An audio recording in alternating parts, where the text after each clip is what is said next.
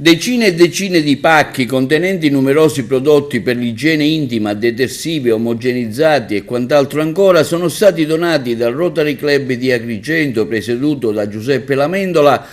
all'Associazione Volontari di Strada, nell'ottica di un'ormai consolidata collaborazione esistente tra le due associazioni. La consegna della fornitura è avvenuta oggi nella sede del Viale della Vittoria, alla presenza del presidente del Rotaract Angelo Vitello,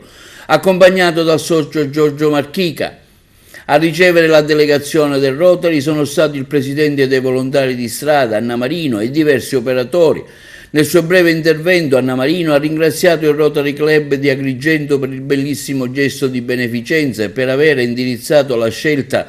sui prodotti di largo consumo, quali lo shampoo, il bagnoschiuma, i pannolini omogenizzati ed altro, per l'acquisto dei quali le famiglie che assistiamo hanno il più volte difficoltà di accesso. Per questo riteniamo il gesto rotariano particolarmente felice e di grande spessore. Da parte sua il presidente del Rotaract Vitello ha precisato che la raccolta è stata possibile grazie al contributo dei soci, ma anche dell'azienda Engroshop, e ha ribadito come la mission del club è quello della solidarietà e di aiuto concreto nei momenti particolarmente difficili che la nostra società vive quotidianamente.